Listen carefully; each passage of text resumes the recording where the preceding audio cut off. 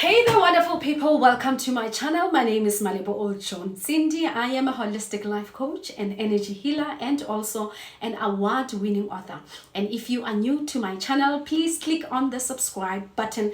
Let us grow this community together. And if you are a returning subscriber, thank you for being here. And I am, because we are, Thank you for being here. Today I am answering the questions that I have been getting from most of you, and because some of you know already that my husband has been healing himself, and people, both men and women would be asking, how did you convince your husband to do so? Before I go further, we have an event on the 3rd of Feb 2024.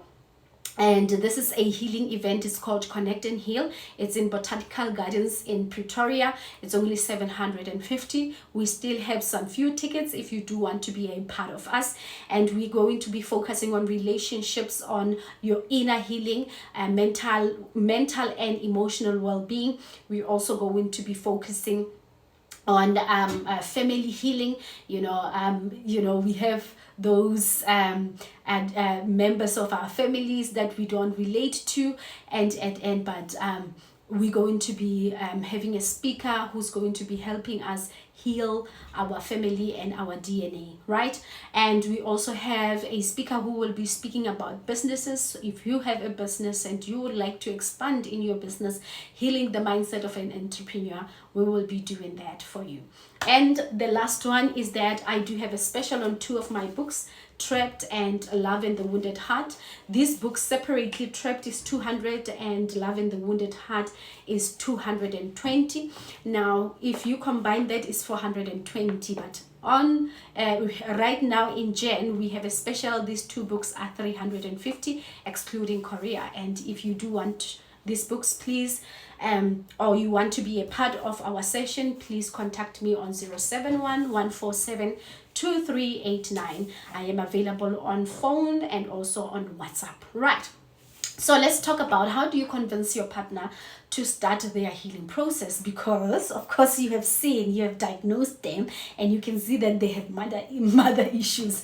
They have all these other issues that you have learned from Coach Malebo and other coaches out there. How do you convince them? One of the things that I know for sure is that you cannot convince anyone to do anything that they are not ready for. So just a little story about me. I've been married for, now we're going for 9 years, and in our 9 years there was a time in my life when I forced my husband to be the husband that the church has been saying husbands must be. So we have this narrative in the church that a husband must be the head of the wife or the head of the household, whatever that, however you putting it. There is even a picture of an umbrella that is God or Christ, and then the husband, and then the wife, and that hierarchy, right? And because I have been a church girl and I'm an intercessor in the church, I'm just no longer active as I was, before COVID, but I had been an intercessor. I've been praying, and when my husband met me, he was like taking a gap years, because he was into ministry. I've never been in ministry in the church. I'm just an intercessor, and I haven't really thought that for me it means ministry, because I was just going there to pray for people and go back. That's it. So with my husband, because he has the love for music, he was in the ministry of music, and things happened that wounded him, and he decided to back off for 6 years in the church. So when he met me, he saw that this girl is going to church, all right, and I'm going to pray and all that. It's not like he liked especially the intercession, he liked the Sunday church, but he would go with me, and that revived his soul to becoming like a full member of the church. However, when we got married, now I wanted to do that thing, that umbrella. I wanted him now to start praying for me, to start quoting scriptures for me, because that's how actually I thought men in the church must be to their women. And look at this, I've always been the one who's spiritually inclined. Now both of us in the marriage or in the relationship, we play different roles. And just because you are now the person who is spiritually inclined, now you need to force the other one to be like you. God has given us differently, right? So now I am in the church and I want my husband to do this, and it caused a lot of friction. However, I decided to step back and allowed him. So during the years of our marriage, I also figured out, because I was already a coach, that I also need to do some healing. Of course, I was doing healing on myself, but I figured other modalities of healing, and that is why I'm an energy healer, the new age gang. And my husband saw so much changes in how I handle money, and so much changes in how I handle myself. And later on he decided, you know what, I want to do what you are doing. I want to I want you to recommend places or people that can help me. I don't have money problems. However, I know that I have issues within me that I don't even know how to address with you or with anyone. Maybe they can help me. And I gave him the numbers, and he started like calling them and booking his own appointments with them. And voila, now every month he goes to therapy. He goes for healing. He goes, like, literally, that's where we are. And we also go on, and this is not my suggestion, it was his suggestion, that every 3 months we go for couple healing, right? And we recently started a ministry of couples, because we stand for marriages. We are the people of marriage. We advocate for marriages. And he's the one who said, I'm going to administer this ministry because you have a whole lot of things that you are doing. And I didn't force that. You see, I didn't even say I forced him to do that. So with many people in the church, and even outside of the church, is that the problem when you are starting to understand that, oh, people have demons. Now you get home and you're thinking that my husband has got demons and I need to pray in tongues, Rabasha, or my wife, right? The people who are in the new age now, they know about trauma, that you have to heal your traumas. There's mother and father wounds, there's parental wounds, there's all this type of wounds and the traumas. And you can even diagnose a person. Now you are a professional, and now you can diagnose a person that they have depression, they need to see someone.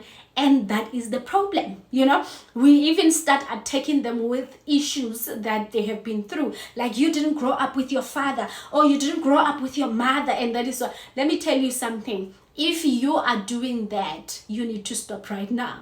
Because what is happening is that your husband or your wife, your boyfriend or your girlfriend, is becoming defensive.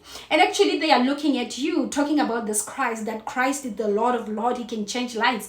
And they are asking, why is he not changing you? And you are talking about this healer, you are talking about Malebo, that Malebo is just this perfect girl who heals people. And and they are asking, why is she not healing you? Because healing means you need to embody the Christ, right? You need to embody Christ and start loving people for who they are. You need to start embodying the healing and becoming the healing, that you don't have to go around and check what is it that your husband or your wife, your girlfriend or your boyfriend enjoyed when they were young. No, you love them as they are. And when they see you embodying those things, becoming the healing that they are saying that you are doing, becoming the Christ that you are always preaching, then that is when they will go to church. That is when they will say, can you give me Malebo's number? I want to book a session. Go home, Malebo. But for as long as you are becoming the dictator, your life is like this because your mother did this and your father did this, they are looking at you and like, if Christ is like that, if healing is like that, if Malebo is teaching people like that, I do not want that person. So my piece of advice, do not try. Listen to me. Do not try to convince your husband about anything. Just embody the healing that you are doing. Become it. Your actions and your words are speaking volumes to them.